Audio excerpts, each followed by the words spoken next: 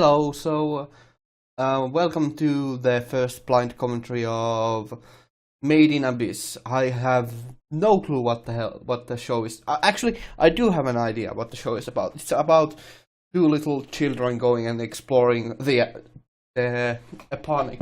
eponymous abyss. So, yeah,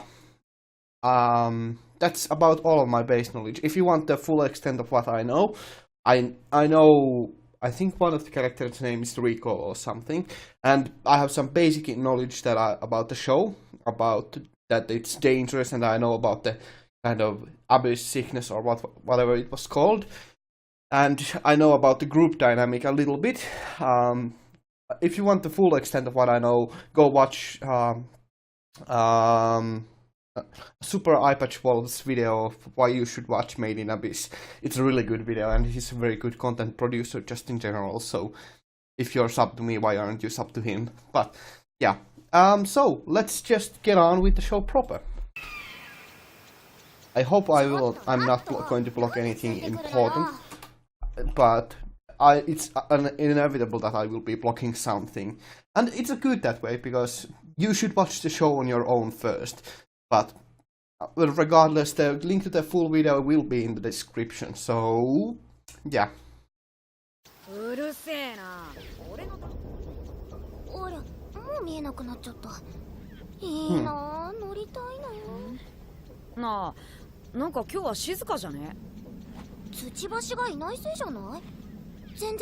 Hammerbeaks? That's interesting. Well, I do like that they are just throwing us very immediately into the show without giving any explanation at the very least yet, so it is very much just exploring in the dark. That's, at the very least, that's pretty interesting point for the show to do, so it's an interesting style of opening.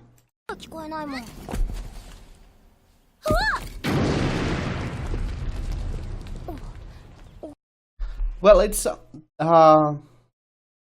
very good that they are at the very least showcasing some of the main characters. I believe Rico is the main character, so it's good that they are showcasing some of her character traits already. The fact that she very much just wants to take lead, and the fact that she still, even though she's a child who is clearly experienced in excavation, she isn't completely accustomed to death at the very least, but she's not overtly surprised by that.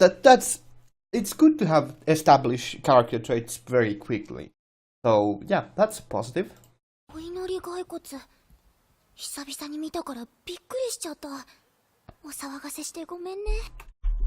And there, another point is that she has already seen bodies before, but it has been quite a while, so it's pretty good to show like these character traits rather quickly.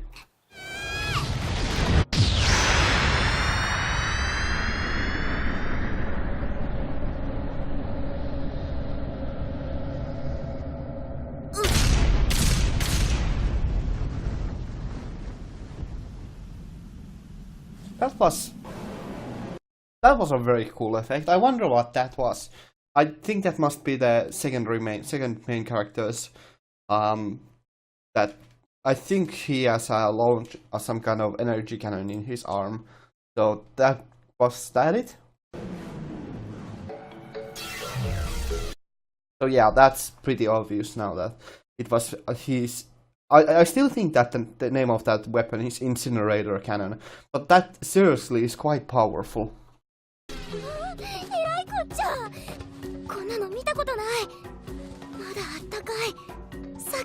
Talking about like establishing character traits early on, it's pretty good that they establish also that Rico is very curious about things, so her curiosity overrides her fear of the unknown. That's pretty cool at the very least.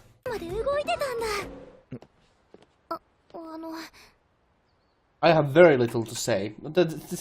I need to pause at a moment because this is a pretty heavy info dump, but it makes sense in context that they are getting information like this. So, and I think this informs the viewer pretty well. So it's pretty well done information dump and very well executed. So that's good. Yeah, yeah. 早く白笛になって、それでお母さんに追いつきたいんです。お母さんの潜ったところまで行って。ダメだ。 So talking about info dump again, that the fact that she has a very clear goal to become a White Whistle and go as deep as her mother, that's a very good establishing goal and feeds into the fact that they are at an orphanage. So it's interesting that they are using children as basically child labor as the main source of income for the orphanage. That's pretty interesting and kind of twisted if you think about it the wrong way.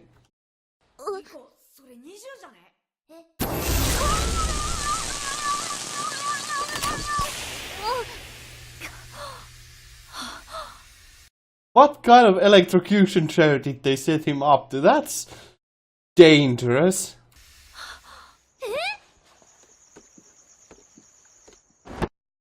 There's a lot of like little things here that can inform quite a bit about the characters' relationships. There's a lot of like things that are not said, and there's a lot that can be inferred from looking at the things like that little ladder there just a second ago. It's pretty neat to have this kind of stuff going on. と言ってたな。孤児院を停電させていい通りはまるでないんだぞ。リコ。Oh, that's cool!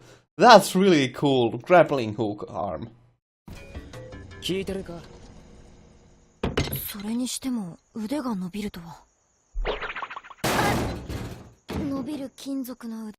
It's pretty cool that he's even this robot guy doesn't know the full extent of his powers, and that's all. It's pretty cool that he's learning about his abilities the same way we are, by testing things and by observing.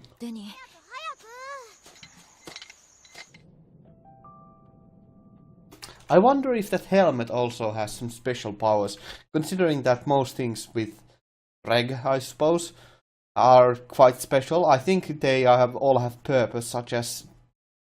Yeah, maybe that doesn't have a purpose, but the helmet probably has something like there could be a scope or something about it. I don't know. Maybe we'll find out soon. Or in another episode.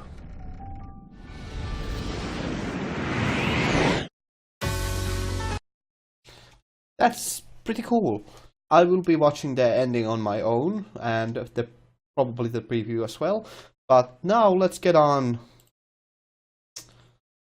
to my immediate thoughts about this. So, immediate thoughts about that. I think it's, at the very least, pretty intriguing. I like adventure and exploration just in general. Those are pretty cool tenets. I really I'm a huge D&D nerd, so exploring new things is really quite something that I quite enjoy. So the premise is at the very least rather interesting, even though we haven't even delved fully into the whole mechanics of the exploration yet. But it's already quite promising and at the very least very intriguing. It's a very intriguing mystery what lies deeper down in the abyss, and that's something that we are sure to see later on. So, well, of course, that it's the whole point of the show, so that's pretty obvious. But yeah, it's a pretty intriguing premise, and the pacing is absolutely gorgeous. It's very good, very well paced at the very least the first episode.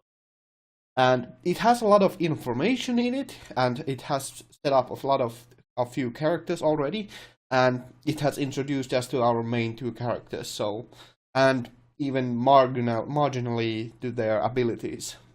So, yeah, it's pretty cool. I will be looking forward to doing this more, so, yeah. Thank you very much for watching. I hope to see you in the future. Have a great day and stay awesome. Ganmu out. Thank you very much for watching.